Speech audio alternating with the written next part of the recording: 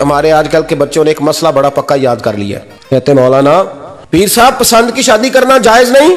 میں کہتا ہوں صاحب اور بھی بڑی چیزیں جائز ہیں، صرف ایک ہی شے جائز رہ گئی ہے، رسول پاک صلی اللہ علیہ وسلم سوائے اللہ کے کسی کے پابند نہیں، کسی کے پابند نہیں۔ اور جناب سیدہ خدیجہ الکبریٰ رضی اللہ تعالیٰ عنہ نے پیغام نکاح دیا، یا رسول اللہ میں شادی کرنا چاہتی ہوں، حضور کسی کے پابند نہیں۔ اور میرے محبوب نے فرمایا میرا چچا میرے والد کی جگہ ہے، میں اپنے چاچا سے پوچھ کے تمہیں جواب دوں گا۔ یہ ہے پسند کی شادی جو میرے نبی نے بیان فرمائی ہے۔ تو سارا کچھ کراس کر کر کے گزر جاتا ہے، یہاں تو حال یہ ہے کہ پالنے والا کوئی اور سائے میں بیٹھنے والا، باغ تیرے دی کر کر راکھی میں ساری عمر گزاری، جدوں اے پھل پکن تے آیا تے لے گئے ہور بپاری۔ میرے نبی پاک صلی اللہ علیہ وسلم نے پہلے مرد کو حکم دیا، فرمایا حوصلہ بڑا کر، حوصلہ بڑا۔ فرمایا عورت ٹیڑھی پسلی سے پیدا ہوئی ہے تو یہ ٹیڑھی ہے، سیدھی کرنے کی کوشش کرو گے تو ٹوٹ جائے گی، لیکن سیدھی ٹیڑھی کے ساتھ گزارا کرو۔ لفظ بڑے حسین ہے، حدیث میں جاگ رہے ہیں آپ لوگ جی، بڑے بڑے حسین لفظ ہے۔ حضور نے فرمایا اگر تمہیں اپنی بیوی کی کچھ عادتیں ناپسند ہیں تو اس سے بغض نہ رکھو، بیوی سے بغض نہ رکھو۔ اگر کچھ عادتیں ناپسند ہیں تو کچھ ایسی بھی ہوں گی جو تمہیں بڑی پسند ہوں، جو پسند ہے ان پر توجہ کرو۔ ڈاکٹر اقبال، علامہ اقبال کہتے ہیں میرے پاس ایک آدمی آیا، اس نے آ کر کے کہا کہ میں اپنی بیوی کو طلاق دینا چاہتا ہوں۔ پہلے اس نے مرضی کی شادی کی، میں بات شروع میں کہہ چکا ہوں، بچے نوجوان انہوں نے ایک سنت بڑی حفظ کر لی ہے، کہتے ہیں مولوی صاحب سنت ہے مرضی کی پسند کی شادی کرنا جائز ہے۔ میں کہ صرف یہی جائز نہیں، اور بھی بڑی سنتیں ہیں، کسی اور پہ بھی توجہ کریں آپ حضرات، اور بڑی ذمہ داری سے بات کہہ رہا، نوجوان زیادہ غور کریں اور باقی جوانوں تک میری بات پہنچائیں۔ شادی بیاہ کے معاملے میں جذباتی پن کا کبھی مظاہرہ نہ کریں۔ آپ کے اندر کتنے بھی جذبات موجزن ہیں، یہ 2 3 4 منٹ کا رشتہ نہیں کہ ٹھیک ہے آپ دوست بدل لیں گے، یار بدل لیں گے، گاڑی بدل لیں گے، یہ نہیں جوتا ہے یہ فٹ نہیں آیا تو بدل لیں گے، یہ زندگی بھر کا معاملہ ہے۔ اس میں بزرگوں کی، سیانوں کی اور حکمت والے لوگوں کی رائے لیں، اس کو سمجھیں، پرکھیں، پھر نکاح کا فیصلہ کریں، اس کو کبھی جذباتی نہ لینا زندگی۔ نوجوان جذباتی ہو کے معاشرے کا، میڈیا کا شکار ہو کے شادی کرتے ہیں، پھر اسی تیزی کے ساتھ وہ ان رشتوں کو توڑ دیتے۔ میرے نبی پاک صلی اللہ علیہ وسلم نے فرمایا بغض نہ رکھو، کچھ عادتیں اگر ناپسند ہیں تو کچھ ایسی بھی ہوں گی جو تمہیں پسند ہوگی۔ ڈاکٹر اقبال کہتے ہیں ایک شخص میرے پاس آیا، میں لندن میں وکالت کرتا تھا، اس نے آ کے کہا کہ بیوی کو طلاق دینی ہے۔ میں نے کہا میں تجھے جانتا ہوں، تو نے تو پسند کی شادی کی ہے۔ کہا ہاں، اب میں طلاق دوں گا؟ کہتے میں نے اس کو کہا کہ بھائی تو سمجھ جا، کوئی بات نہیں، انسانوں کے اندر اختلاف رائے ہو جاتا ہے، تو نہ ایسا کر۔ نہیں جی مجھے دینی ہے۔ کہتے ہیں اس کے گھر والوں نے بھی سمجھایا، حتیٰ کہ بچی نے بھی معافی مانگی کہ مجھ سے بھول گئی تھی میں، غلطی ہو گئی، معاف کر دے۔ اس نے کہا نہیں، اب فیصلہ کر لیا تو کر لیا۔ کہتے ہیں اب میں تو وکیل تھا، میرا پیشہ تھا، جب اس نے مجھے کہا تو میں نے کیس دائر کر دیا، بحث ہوئی، فیصلہ جوان کے حق میں آنے لگا، طلاق کا وقت قریب آ گیا۔ جس دن فیصلہ ہونا تھا اس دن رات کو میرے پاس آیا، کہنے لگا سویرے کیس واپس لے لیں، میں نے نہیں طلاق دینی۔ میں نے کہا کیا ہوا؟ کہنے لگے اقبال یار عجیب بات ہوئی ہے، مسلمانوں کے رسول کی ایک حدیث پڑھ لی ہے، نبی پاک علیہ السلام کا ایک فرمان پڑھ لیا ہے۔ کہا وہ کیا؟ کہا حضور نے فرمایا اگر تمہیں اپنی بیوی کی بہت ساری عادتیں ناپسند ہو، ادھر دیکھو جو پسند ہے۔ تو وہ کہنے لگا یہ حدیث پڑھ کے میں نے غور کیا ہے، یورپ کے اس گندے معاشرے میں رہتی ہوئی میری بیوی اس برے معاشرے میں رہتی ہوئی بد خلق ہے، بد اخلاق ہے، کام کاج نہیں کرتی، ساری چیزیں ہیں، لیکن جہاں اجازت ہے 18 سال کے بعد عورت اپنی مرضی سے جس کو مرضی لڑکے کو دوست بنا سکتی ہے، لیکن اس کا سوائے میرے کسی اور کے ساتھ کوئی تعلق نہیں۔ تو اس گندے معاشرے میں یہ اس کی عادت کتنی پاکیزہ ہے کہ سوائے میرے کسی اور طرف نہیں دیکھتی۔ حضور کی اس حدیث نے مجھے اس کی اس اچھی عادت پر مائل کر دیا ہے۔ اقبال کہنے لگے اچھا اب میرے نبی نے تجھے مائل کیا ہے تو میں نہیں سویرے تیرا کیس واپس لوں گا۔ تو کیوں نہیں لے گا؟ کہنے لگے پہلے کلمہ پڑھ میرے رسول کا، مسلمان ہو جا، پہلے کلمہ پڑھ نبی پاک کا جنہوں نے تیرا گھر ٹوٹنے سے بچایا ہے۔ تو میرے بھائی مرد حوصلہ کرے، دلیری کرے۔ اگر وہ کہے نا کہ میں صاحب بہت بڑا ایسا ہوں تو میں بھارا یہ ٹیڑھی لکڑی ہے، اس کو سیدھا کرنے کی کوشش کرے گا تو ٹوٹ جائے گی۔ حوصلے کے ساتھ، دانائی کے ساتھ، حکمت کے ساتھ مرد زیادہ حوصلہ کرے گا، معاف کرے گا، بار بار معاف کرے گا تو گھر بچے گا۔ جتنا بڑا حوصلہ کرے گا اتنا اس کا گھر بچے گا۔ عورت کے لیے کیا حکم ہے؟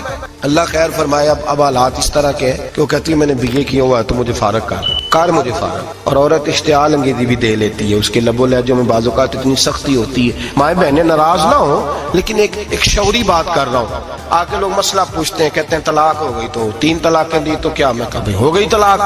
کہنے لگے جناب میں غصے میں تھا۔ میں نے کہا طلاق تو خیر غصے میں ہی ہوتی ہے، لیکن مرد غصے میں طلاق دیتا ہے، غصے میں ہی دیتا ہے، لیکن لیکن ایک سوال میرے ذہن میں ہے، مرد کو غصہ کون دلاتا ہے؟ ایسے تو نہیں تھا نا کہ ریڑی والے سے ٹکر ہوگی تو گھر آ کے بیوی کو طلاق دے دی، یہ تھوڑی ہوتا ہے کہ باہر اس کی جو ہے وہ موٹر سائیکل کسی کے ساتھ ٹکرا گئی تو اس نے کہا مجھے غصہ چڑھ گیا تو میں گھر آ کے طلاق غصے میں ہوتی ہے، پر غصہ کون دلاتا ہے؟ وہ بات ایسی کرتی ہے، اتنی سخت بات کرتی ہے۔ ایک ہمارے بزرگ ہے شاہ صاحب، تو میرے پاس اپنے ایک عقیدت مند کا کیس لے کر کے آ گئے، مجھے آ کہنے لگے ان کی بات سنیں۔ میں نے کہا یار 6 بچے، اور آپ یقین کریں میری آنکھوں میں آنسو ان بچوں کو دیکھ، اتنے خوبصورت بچے۔ تو میں نے کہا کہ کیوں تو نے طلاق دی؟ کہنے لگا اس نے کوئی 1 دفعہ نہیں 100 دفعہ مانگی ہے، اور کل تو اس نے جملہ اس طرح کا، جب طلاق ہوئی تو اس دن اس نے جملہ اتنا سے اس نے مجھے کہا اگر باپ کا ہے تو دے طلاق۔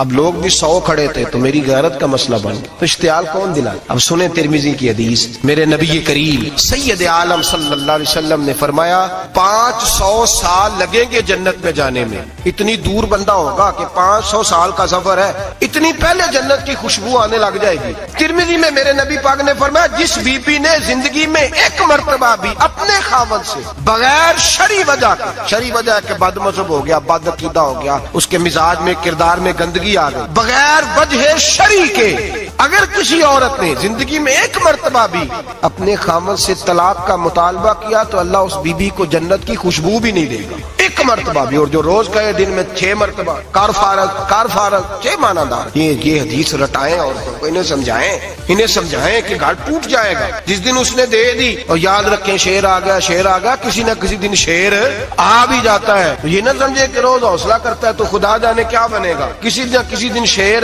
بس الشیطان جاسم علی قلب ابن آدم، شیطان چمٹ گھر ٹوٹتا ہے، اس لیے کہ نہ مرد حوصلہ کرتا ہے نہ عورت حوصلہ کرتی، تھوڑا سا حوصلہ پیدا کریں۔ اور ہاں بیوی اگر کبھی کسی ایسی بات پر بات کرے یا اس کا مزاج ایسا ہو، تلخ ہو، صبر کریں، حوصلہ کریں۔ میرے نبی پاک علیہ السلام نے فرمایا بغض نہ رکھے، حوصلہ کریں، مرد کو حکم ہے حوصلہ کریں، دلیری پیدا کریں۔ ہاں اس کی ایسی بدتمیزی، ایسی گستاخی جو حقوق و فرائض کے معاملے ہو، ماں باپ کے حق میں ہو، کوئی ایسے مسائل ہو مقدس لوگوں کے حق میں ہو، تو پھر اس کو، وہ تو ایک صحابی کی بیوی نے حضور علیہ السلام کے بارے میں نازیبا کلمات کہے تھے تو انہیں قتل ہی کر دیا تھا، اس وقت قتل ہی کر دیا، وہ معاملہ اور ہے۔ لیکن اگر اس کے مزاج میں تیزی ہے، اس کی طبیعت اس طرح کی ہے تو پھر مرد برداشت کرے۔ امیر المومنین سیدنا فاروق اعظم صحابہ میں سب سے زیادہ تگڑا اور رسول پسند آدمی، غصے کے لحاظ سے سب سے تگڑے ہیں، جلدی غصہ آتا ہے۔ ایک شخص کہتا ہے میری بھارے تگڑے قبیلے میں شادی ہو گئی، بیوی میری بڑی سخت تھی، اس کے لب و لہجے میں بڑی سختی تھی، وہ قبیلہ بڑا مالدار تھا تو میں بات نہیں کرتا تھا۔ ایک دن میری بیوی نے بڑے سخت جملے کہے تو میں جناب عمر کے پاس آ گیا۔ توجہ ہے آپ دوستوں کی؟ کہتے ہیں حضرت عمر کے پاس آیا تو میں نے دروازے پر دستک دی، بیوی کی شکایت کرنے آیا کہ ذرا مہربانی کریں، تو کہتے ہیں جناب عمر اندر سے اٹھے تو ان کی زوجہ بولنے لگی، کہنے لگی بس آ گیا آپ کو کوئی بلانے والا، ابھی 5 منٹ نہیں ہوئے تھے آپ کو آئے، سارا دن آپ مسجد میں رہتے ہیں، ساری رات آپ چہرے پہ نقاب ڈال کے گلیوں میں گھومتے ہیں، اتنی ڈیوٹی آپ کرتے ہیں، گھر یہ میرا اکیلی کا ہے، بچے میری تنہا کے، آپ کو کچھ خیال ہونا چاہیے، کچھ توجہ کریں۔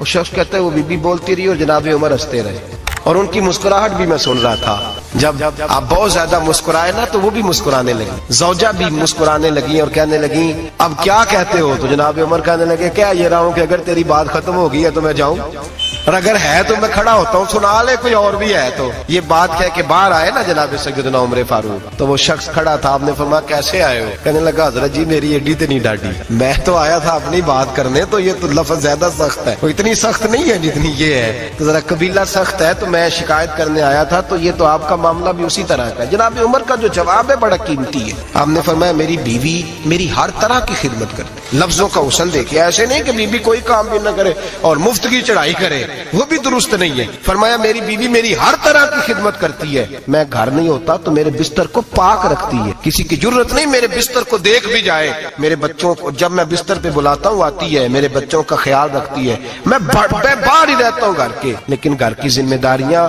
ساری اس نے اپنے کندھوں پہ لے لی ہیں۔ فرمایا میرے مزاج میں جلال ہے، میں روز اونچا بولتا ہوں تو سنتی ہے، میری بیوی ہے نا، میں اس کا لباس ہوں وہ میرا لباس ہے، کبھی کبھی وہ اونچا بولتی ہے تو میں بھی سن لیتا ہوں، بیوی جو میری ہے میری بیوی ہے نا۔ ایک جملہ میرے اعلیٰ حضرت کا ہے اور اعلیٰ جملہ ہے، اگر آپ کی سمجھ میں آ گیا تو ٹھیک، ورنہ وضاحت ہو نہیں سکتی، جگہ ایسی ہے کہ وضاحت نہیں ہو سکتی۔ اعلیٰ حضرت فرماتے ہیں جب میاں بیوی ہوتے ہیں اس رشتے میں کوئی ان کے پاس وہ کسی کے سامنے نہیں ہوتے. عجیب معاملہ ہے کہ جب جھگڑا کرتے ہیں تو ساری دنیا کو بتاتے ہیں, لڑائی کرتے ہیں تو ساری دنیا کو شامل کر لیتے ہیں. جب تو میاں بیوی تھا تو کوئی شامل نہیں تھا.